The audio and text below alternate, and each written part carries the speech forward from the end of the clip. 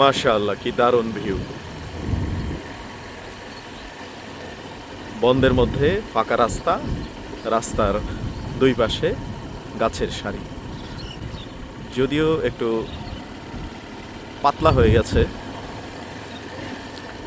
আর একটু ঘন হওয়া দরকার ছিল।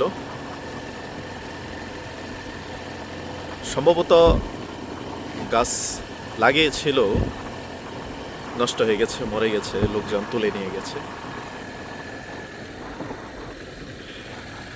বিশাল বন।